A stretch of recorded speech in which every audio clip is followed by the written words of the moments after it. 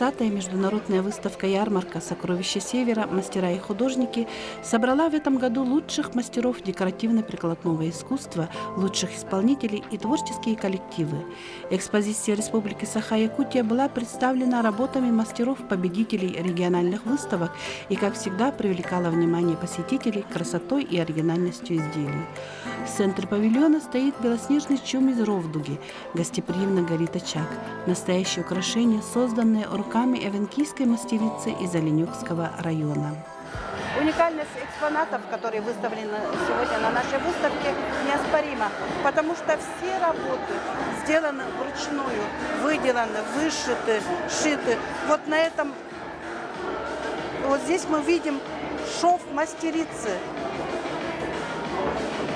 Идеальный шов мастерицы, вручную вышитый полностью бисером, выделана в технике старинной. И вы видите, что вся ровдуга белая, светлая. И вот я бы хотела представить нашу центральную экспозицию. Это традиционный чум тунгусский, покрытый ровдугой полностью. И вот эта покрышка, она сшита из 44 шкур оленя. Представьте, пожалуйста, какой объем работы сделала мастер Ия Яковлевна Сергеева. Как долго вы шили покрышку на чум? Я шила, по-моему, 2,5-3 недели шила. Это было Так быстро? Да. Если заказ... Это все вручную получается? Все вручную.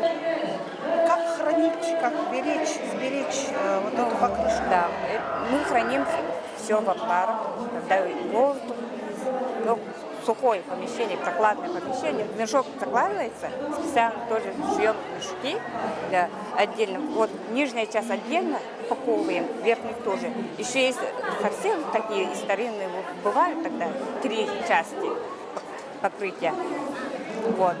А здесь вот 2 покрытия сейчас. Травами обкладываете, да, чтобы моль не поела? Да. Тоже вот вкладываем и все. Упаковываем и сохраняем. От кого вам передалось мастерство выделки, шитья? Это у меня мама тоже, мать моя тоже была мастерицей, она рано ушла из жизни. Вот. Оленёкские мастерицы, бабушки наши, вот, меня научила прямо вот ровдугу выделывать Елена Даниловна Александрова. Я очень благодарна. Сейчас она тоже не с нами, к сожалению. Она тоже народный мастер нашего Оленёкского и Республики Саха-Якутия РКП. Вот она передала вот, свои знания, все, она научила меня. Это когда 2000, по-моему, 7-го года, 6-го года она меня научила. Я вот уже 25 лет я занимаюсь только шитьем. Сама я самозанятая, многодетная мама, у меня 6 детей. А вы дочерям своим передаете навыки? Да. Средняя дочка вот занимается только вот бусинками, она тоже продает в своей школе, подружкам тоже финики, бусинки делает. А дочка младшая вот рисует, красиво рисует, тоже сидят творческие дети, а старшие вот танцевальные, поют, все творческие, семья у нас творческая. Я сама в стадах выросла с дедами своими, тоже очень помогло, как росла в стадии, это все передалось, я сохраняю, это у меня в душе все, стадо с оленями. Эвенкийская женщина должна уметь все. Да. Вот недавно мы изучаем тоже вот свой род из старинного рода Сологон. Я сама из Сологонского рода. Вот, тоже изучаем тоже наши вот цвета, узоры. Тоже вот я буду передавать своим детям, нашим современникам вот, с родового. Можно сказать, что вся жизнь эвенка – это олень. Да, без оленя нет эвенка. У входа в наш павильон встречает гостей настоящее произведение искусства. Праздничный эвенкийский женский костюм. Идеальное сочетание цветов. Каждая бисеринка пришита с большой любовью и гордостью. Весит наряд 15 килограммов. Но когда женщина надевает его, то вес не ощущается, благодаря правильному распределению бисерных вставок. Это авторская работа Натальи Бенчик, признанной и очень талантливой мастерицы. Перед тем, как создать, начинать свою работу, я изучила множество архивных фотографий именно эвенкийских костюмов, эвенкийской традиционной одежды, бисерных атрибутов. Да? И после этого я уже взялась за шапку, потому что изначально эта шапка, она для инаугурации главы назначалась, и оно называется хороно, в переводе с эвенкийского темечко. Поэтому я основной канон, вообще все традиционные цвета и покрой одежды, шапки, все это строго именно в традиционном виде и соблюла. Современный костюм стилизованный, но отталкивалась именно от традиционной одежды эвенкийского костюма. Шапка называется хороно, она трансформер. Пелеринка называется мирептун. Значит, это опоясывающая полностью плечи, да? Она круглая, похожая на, вообще-то по конструкции, по покрою, на тунгусский, именно на тунгусскую пелерину, найденную из археологических раскопок. Но так как это титульная одежда, да, для главы района, оно немножко стилизовано, да, в современном стиле. А длинное пальто у нас у венков называется хун-сун. А уже кафтан, оно у нас называется, безрукавка, называется кайра. И к нему полагается еще шапка-капюшон, да? Да. Это пальто, так как это пальто, можно убрать мирептун и уже одеть капюшон. И поэтому можно на голову одеть. А я еще хочу показать шапочку. Шапочка у нас сзади такая, полностью закрывает шею. И именно, именно на спинную часть, так как это оно и оберегает, оно и является сакральной, функцию несет, закрывает самые такие точки уязвимые, да, и плюс еще и как украшение идет.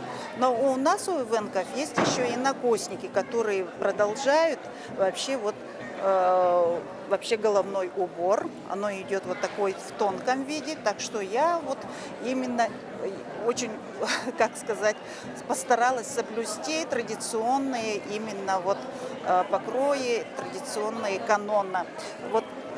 Это говорит о культуре тунгусо-маньчжурского народа. За все 20 лет существования выставки мастера из Якутии каждый год совершенствуют свои навыки, стараются внести новые мотивы, новые идеи в свои работы. К выставке готовятся заранее, прилагая особые усилия, чтобы представить свои работы в совершенном виде.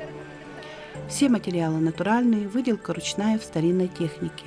И все работы сшиты вручную, большинство сухожильными нитками. Это особое требование и особое мастерство. Компетентное и строгое жюри оценивает каждый стежок, каждый сантиметр выставленных работ, и это требует еще большей ответственности от мастеров. Анна Попова, уроженка Анабарского района, на выставке участвует впервые. Дочь потомственных оленеводов, она сама кочует с мужем и шьет самую теплую и красивую одежду для всей семьи. Я долго разглядывала ваши работы меховые. Ощущение, что они из какого-то очень дорогого меха сшиты. А это же олень. Да, это редкий вид. Редкий вид, да. Очень редко такие олени рождаются. А как вы материал добываете? У вас муж оленевод? Да, муж оленевод, мы все с семьей кочуем стадо и свои олени. Поэтому есть возможность выбрать такой материал. А как долго вы копили, допустим, на этот костюм? На этот костюм Ну, года 2-3 так. Мгм. Посезонно. А у вас много пятнистых оленей получается, да? Пятнистые есть, не так много, но есть. На всех кухлянках рукавицы пришиты.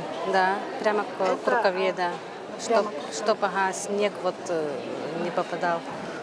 А удобно, да? это? Да, удобно. Он Вот может так снял и пошел. и не потеряется. Да. рукавицы, да, получается? Кто вас учил шить такие вещи? Мои наставницы – это мои родители, мама, бабушка и свекровь моя. Все они являются мастерицами нашими. Сама выделываю, сама все вручную все. И шьете тоже все вручную? Да. Ага. А шапка тоже из меха оленя, да? Это получается? пыжик. Значит, вся ваша семья одета в такие вот меховую одежду на Ну да, праздник? это праздничные. Это как бы. праздничная или Да, это обычная праздничные. работа? Это праздничная. Ну, обычные бывают из обычных шкур. Тудалган считается, что красиво это когда яркие, да, цвета? Да, и белые, и вот пятнистые. Белые, серые. А костюм вы свой тоже сами шили? Тоже сама, да. Это из ровдуга, олень. Из шкуры взрослого оленя? Ровдуга, ага, из шкуры. А скажите, обычно же удалган из сукна как бы шьется одежда? Сукна тоже есть, традиционная, праздничная называется. С бисерами. Такие тоже у меня есть. Завтра буду показывать на Полярном столе. А в руках вы держите жилет? Жилет из ровдуги тоже. Мужской жилет из ровдуги. Мужской жилет из рук. Да. А, тоже с розетками. Да, да. Можно его расправить, посмотреть, да?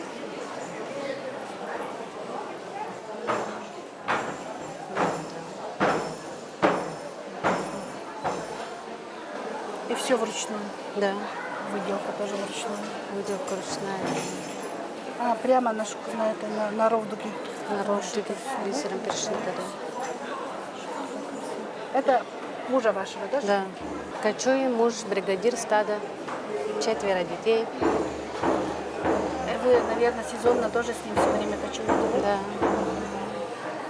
Ну, зимой в поселке находимся, ну, так как дети учатся. А летом с конца мая до сентября кочуем. Косторезное мастерство и сувенирная продукция была представлена оригинальными работами студентов Якутского художественного училища имени Романова и мастерами-косторезами.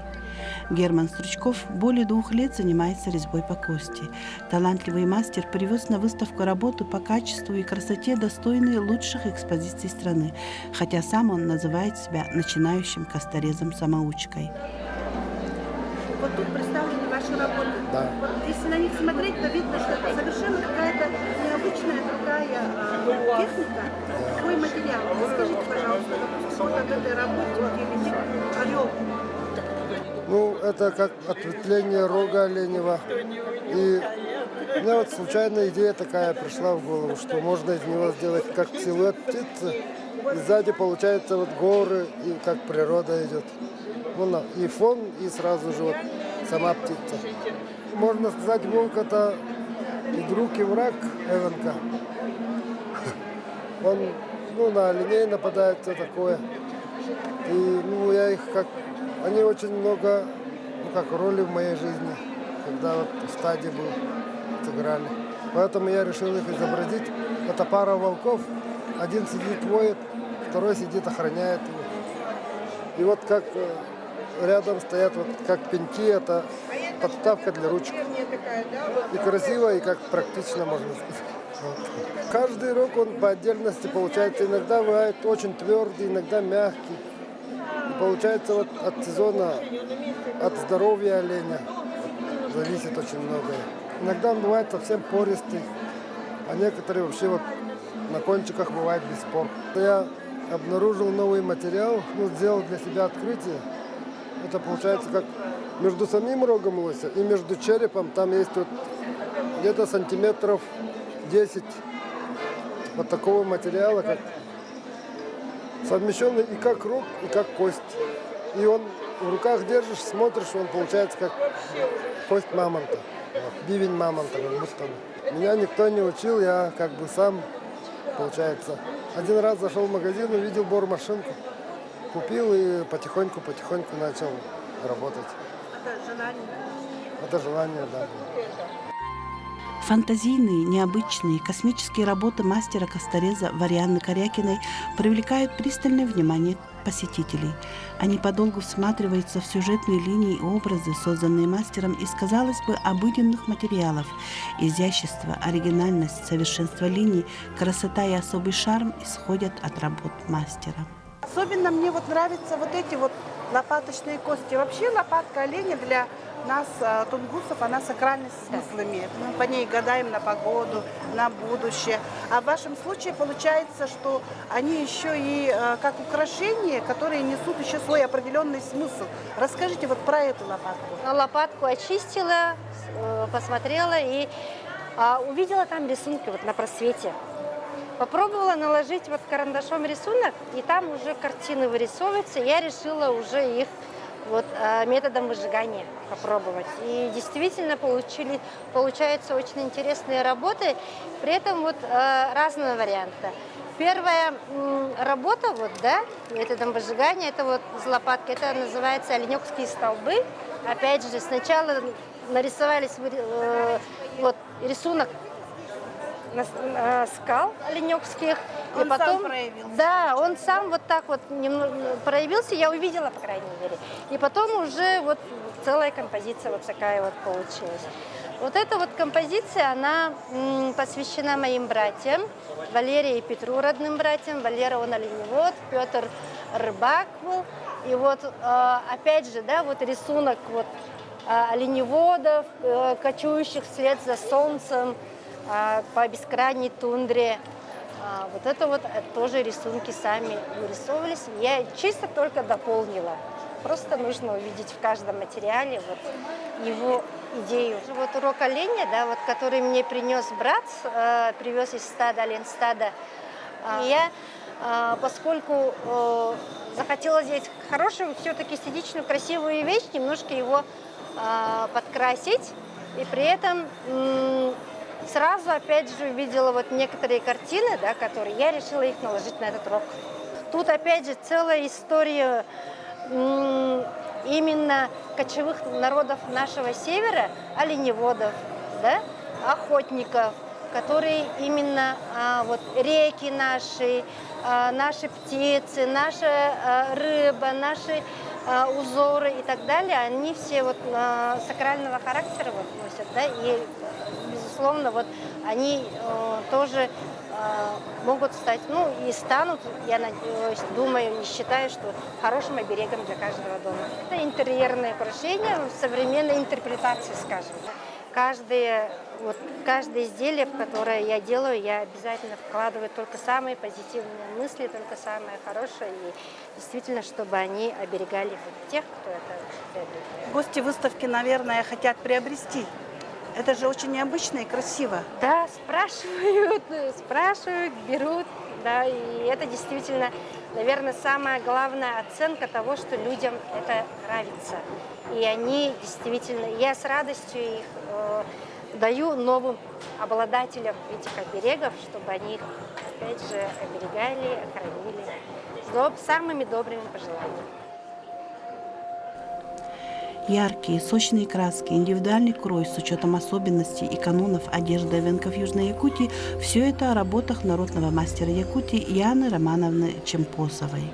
Вот этот костюм у нас на молодом человеке – это полностью ручная работа.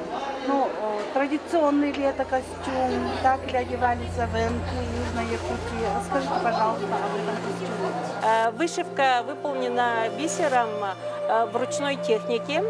Использовался здесь в работе фабричный спилок, но он оленей спилок, да, потому что имеет характерные отметины. Почему выбраны именно такие цвета разноцветные? Да? Это, скорее всего, связано, краткая информация историческая, что наши тунгусские племена пришли с Бахайского государства, с Джурдженджии, да? И уже на территории республики они разделились на два больших племена. Первое племя ушло наверх, стали ламутами, и в основном в их узоре преобладают такие цвета, как белый, синий, черный, голубой. А мы, алёкминчане, да, эвенки, находимся как бы на границе с Востоком, и более преобладают у нас красные, такие монохромные растительные цвета. И поэтому, вот, например, сегодняшний комплект, он у нас вот весенний хоровод. Весна – это загадочное такое состояние природы. Она предлагает разные цвета краски. Пусть это будет багульник, пусть это будет подснежник. Все эти цвета видны на этой коллекции. Да? И вот уже какое лето, какие краски возьмет себе, это тоже становится загадкой. Ну вот в данном этапе на молодом человеке пиджак и передник фартук. Естественно, он у нас у всех имеет тотемный знак формы Гагары, так, потому что он тотемный охраняет нас. Сзади, пожалуйста. Сзади у нас обережная основа позвоночника, охранную систему тоже имеет крылья.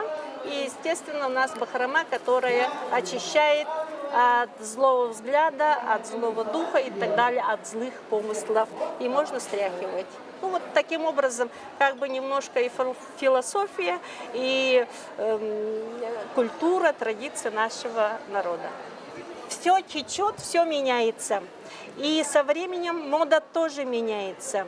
Мы, жители поколения 2000 века, тоже хотим привнести свое видение в одежде. Да? И вот сейчас очень модно говорить 3D-моделирование, 3D-технологии. И вот фартук тоже имеет 3D. Он объемный, он как бы имеет вариант 3D-моделирования. Каноны бисерплетения, они остаются такими же, ничего не меняется. Так? Можно нанизывать на жилку, можно нанизывать на простую нитку, имеется в виду нитка шелковая. Но это зависит от того, как мастер отрабатывает свою технику работы. Быстро работает, медленно работает. Я вот как уже повторилась же, да, бахрома, вот когда человек вперед едет, вот то же самое же отряхивается. На грудное оно охраняет легкие, грудь и тому подобное. Я совсем не умею рисовать, сестра тоже не умеет рисовать. У нас оно само выходит. Сразу же мы начинаем, и вот сделаем вот так, имеется в виду примерные прикидки. И потом уже цвета мы тоже не подбираем, оно само ложится по наитию. Организовать выезд столь внушительной делегации, оперативно решать возникающие организационные вопросы, создавать праздничное и рабочее настроение – все это в полной мере удалось организаторам выезда. Участники выражают свою благодарность первому вице-президенту Ассоциации коренных малочисленных народов Севера Республики Саха-Якутия Ольге Федоровне Тимофеевой-Терешкиной и всем сотрудникам за достойное участие в юбилейной выставке ярмарки «Сокровища Севера. Мастера и художники». Мы обычно выходим на том, что мы представляем традиционное, аутентичное. Вот многие, так я смотрю, да, другие тоже регионы, они стараются тоже, привозят традиционно, но сейчас у них очень много такого стилизованного, смешанного, очень много. И мы даже видим смешение культуры разных народов. Для нас это как бы мы уже этот этап прошли, нас уже научили. И поэтому мы стараемся не смешивать. Если это эвенское, то это все конкретно только эвенское. Там не должно быть никаких уже вкраплений, например, там долган или чукчи или так далее. А все должно быть только конкретно своего народа. Вот это мы уже знаем. Мы выросли от того, что теперь представляем полностью все комплекты одежды, самой вот с головы до ног. Если раньше наши мастерицы привозили только там пальто с передником, все как бы получали замечания, и так несколько лет было. Но сейчас при отборе, и когда мы готовимся к выезду еще в Якутске, мы заранее все это уже требуем, чтобы полные комплекты были. Потом требуем, чтобы все-таки работа была ручная. Изначально тоже были случаи, когда машинные, машинкой сшитые были кожаные ровдуги. Но это же это же испортить можно, мы так называем, портят ровдугу такую, да. Это надо руками вышивать бережно. Ну, ладно, если нет сухожильных нитей, ну, пускай даже это будут капроновые и так далее, лавсан, да, вот и так далее. Ну, вот сейчас наши мастерицы очень умелые, очень такие, уровень высокий. Они между собой очень хорошо конкурируют вот на наших республиканских выставках. И очень строгий отбор получается. Ну, наши мастерицы, они очень активные, все вместе делают, вместе готовят блюда на конкурс национальной кухни и так далее. Ну, как-то вот очень даже, хоть много там, немножко тесно, но мы все, как говорится, в одной команде. Экспозиция Республики Саха-Якутия на этой выставке впервые за 20 лет удостоена высшей награды гран-при конкурса за лучшее оформление и содержание. Поздравляем всех с этим высоким достижением. До новых встреч. Аймакань.